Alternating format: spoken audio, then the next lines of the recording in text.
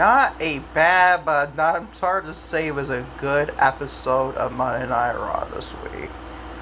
Anyways, what is going on, everybody? Welcome to episode is LucasEAllen on YouTube and all audio platforms. The LucasEAllen Show, which is WWE Monday Night Raw, August 24th, 2026 review on today's episode. LucasEAllen on YouTube and all audio platforms. LucasEAllen Show.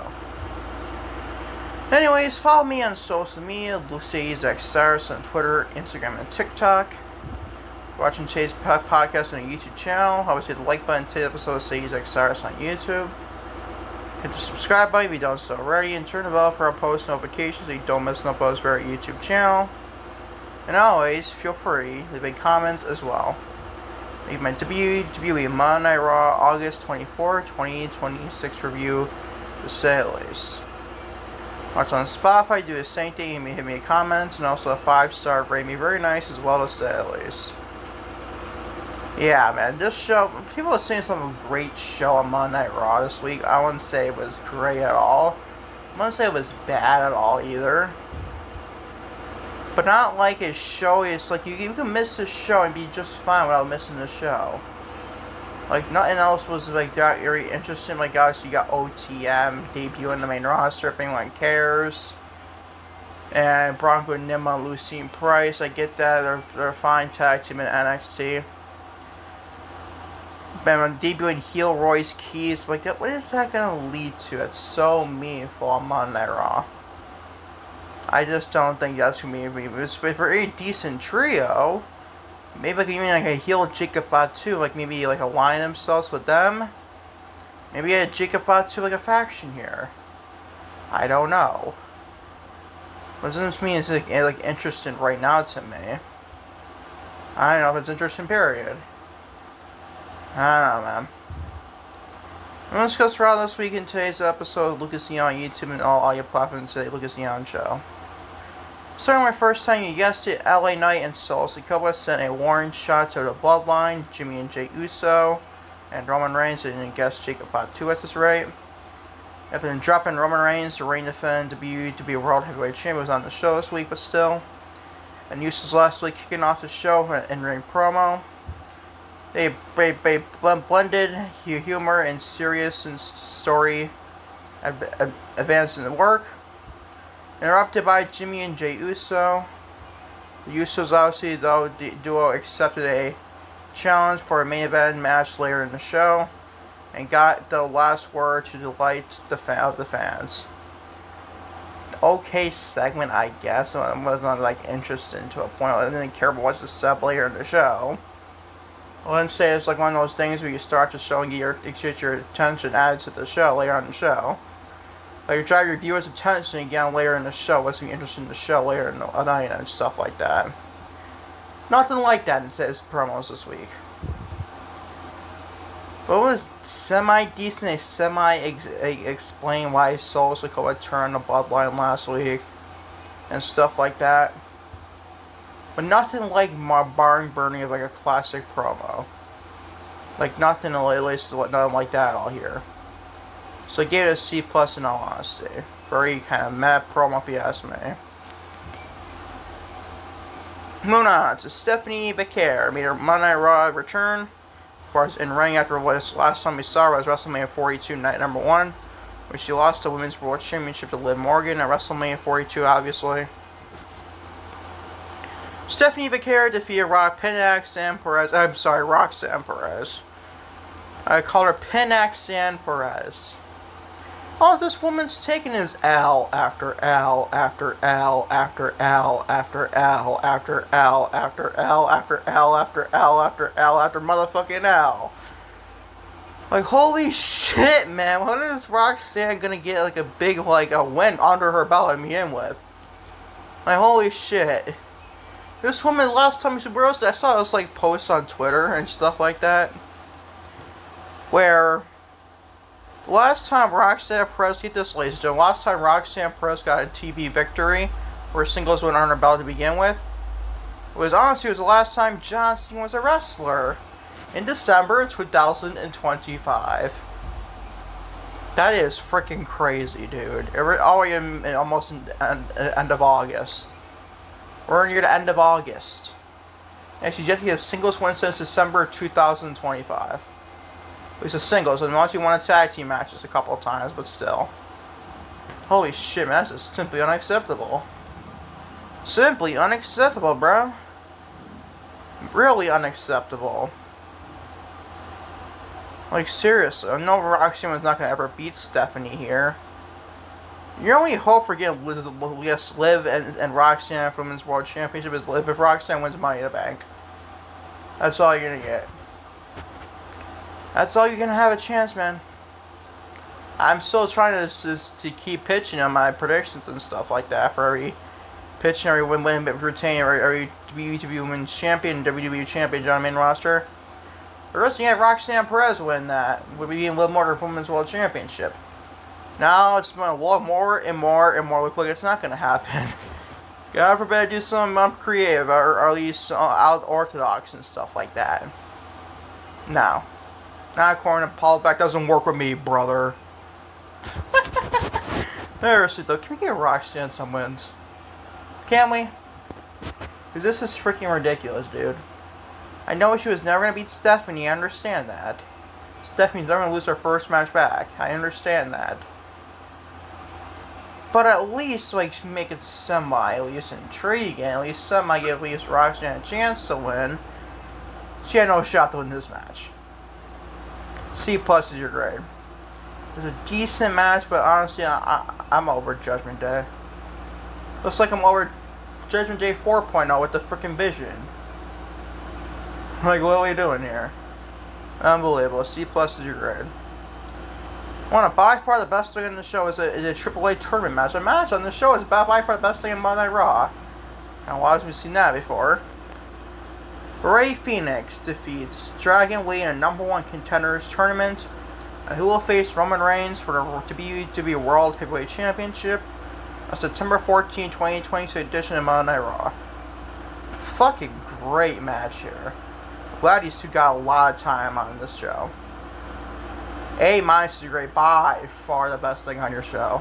I know it's crazy to say. A match on Raw is actually the best thing on Raw for a weekly television show, and by far too. Our next best grade is tied for a B. You hear freaking bikes outside my apartment. What else is freaking new?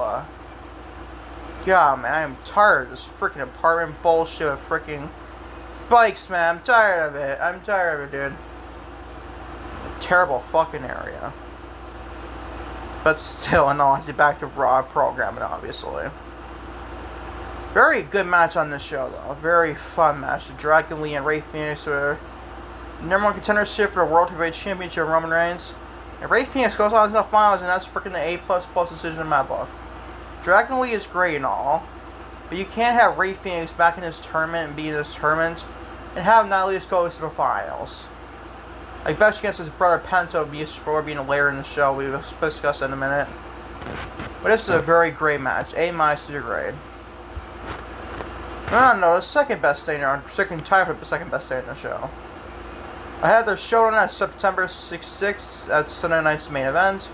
Oba Femi and Braun Breakers met in the square circle to sign their contract for the upcoming match on September 6th, obviously 2026 in Atlanta, Georgia. Femi told Breaker that he debuted in 2002 or 2014, he would have been the future of the industry. Unfortunately, he came in around 2026. It's hopefully close to the part of that stuff, in all honesty. And he has an inevitable task to encounter Femi. Breaker claimed that he would prove that he is the one and only guy Femi cannot beat. Breaker continued his narrative that Paul Heyman may be for closely aligned to Femi, angrily demanded Heyman to sign for Femi. He used that distraction as an opportunity to deliver a cheap shot before Austin Theory, his attacking partner in the division, World Tag Team Champions obviously, arrived on the scene and a 2-on-1 beatdown ensued before Femi powered out, sent Breaker to the floor, and drove his tag team partner through the table. This is a decent segment per se. I like what Femi and Breaker were saying to another. I like that stuff, especially as personal animosity Breaker has against Oba Femi. being the future of WWE and stuff like that. So I very much like that, honestly. Did I need Austin Theory getting involved? Did I need the Vision, Point Blank Period get involved? The answer is no. I didn't need Austin Theory involved in this shit. I really didn't. But it's a body where Femi can just destroy it out and begin much physicality over Braun Breaker. It's honestly like even Paul Heyman said, so it was a big money match for the future of WWE. You don't want to waste any like major physicality on Raw. You don't want to do that. So it gave us to be a very solid segment if you ask me to say at least. Nothing like Barnbar, but classic promo per se. Breaker is actually not a bad promo. You know how good Oba Femi is and stuff like that, and Mike ability to sway being about accents, Nigerian accents, stuff like that. So I like this segment quite a bit, give it a B. It's a big ass. I'm sorry, big cast. Sorry, people. I have a kind of like a sneeze attack there, honestly, to a point. Big cast, almost like a big shit, honestly. My big cast, almost an ass again. It's kind of mean with this sake, but still, big cast. Yeah, cast, Lucas. Defeats Javon Evans. God, man. Rivelated television there, Paul Levesque. And Javon Evans is like a big, like, what's the word I'm thinking of? Like an attitude of the obviously getting attacked by a big cast all these weeks and stuff like that. Of course, he's actually a rip if we should say about that, but still. I mean, he loses against a match, so a big cast. Honestly, big cast made his first burst match back since obviously coming back to Raw to SummerSlam. Anyway, so this gets a big fucking fat C.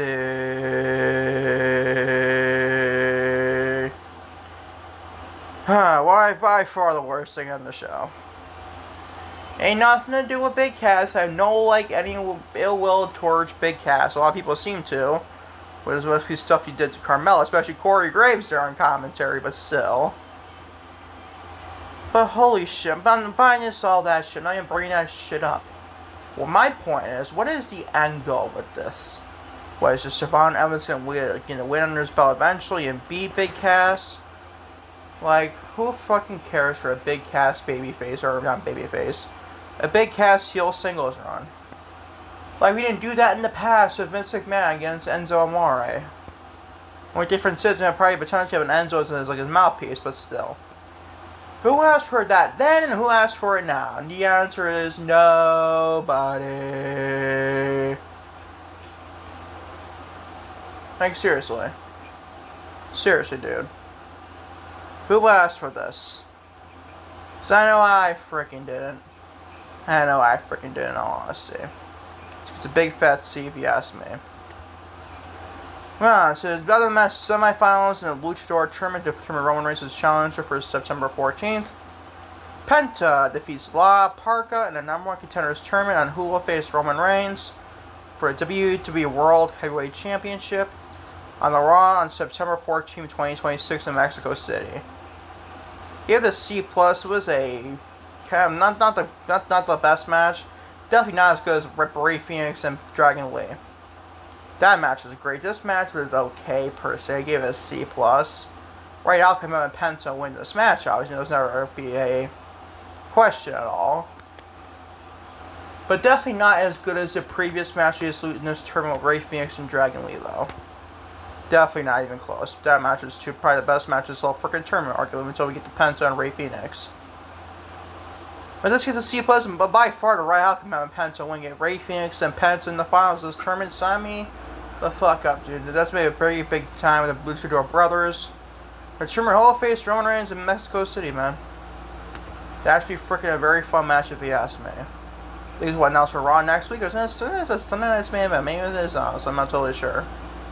It might be on Sunday Night's main event on the undercard matches, but still. Give it a C+ to Penta and Blah Parker, and luckily, we're going to really important match in this tournament with Penta and Ray Phoenix. Also, Ray Phoenix and Dragon Lee is also an important match to a point to two guys on Raw and the main roster to begin with. Give us a C+ though. Hurry on to your main event match here, or if you want to call it a match per se. LA Knight, yeah. And Solo Sikoa versus the Usos, Jimmy Uso and Jey Uso. And the main event ends in a no contest with the Royce Keys and a debut in OT against Bronco Nima, Lucian Price. Took out everyone to end the show, basically signaling a heel turn for Royce Keys, lying himself at OTM. Gave us a B, tie for the second best grade in the show. Give myself, what is this, like another Retribution 6.0 at this rate? That's not the case, people. I highly doubt these guys beat another Retribution, honestly. I'm not saying you booked well, I'm not saying that. Like, it's not like the best thing. You had no reaction on this crowd from the show in Ottawa, Canada, but still. But I think there's more to the stable. I think I'm probably going to Jacob Fatu turn on Roman Reigns. We get another trio in this division. We'll probably like put Jacob Fatu, and I'm probably not a trio faction with Jacob Fatu, Royce Keys, and OTM. Is OTM like the most flashiest tag team? I mean, I'm not much NXT, I gotta be quite honest with you people. The OTM is actually a decent tag team per se. But not like they sink your teeth into. If I just tag this division, you can use a lot of tag teams, obviously. You know, those guys, the main roster is not bad per se. I just thought Ryan himself for Royce Keys and just being able to heal, potentially heal Jacob Fatu again is semi-interesting. But I don't totally sure, man. Wayne found in the Salient, but this is a decent match. I like that I debuted OTM and then returned Royce Keys as a heel. That's not pretty bad. That's not bad at all. Gave us a B though, a very semi-decent match. Nothing like any like a Barn Burma classic match on this show. But gave us a B in all honesty. Solid main events, stuff like that. So I'm very interested in this OTM Royce Keys main potentially having Jacob Fatu involved. Gave us a B in all honesty. As for your overall circuit for WWE Monday Night Raw, August 24th, 2026 is a B-. A semi-decent Monday Night Raw if you ask me to say. It's not the best Raw, not the worst Raw at all. Some people are also rated as, oh, this is some very good episode of Monday Night Raw.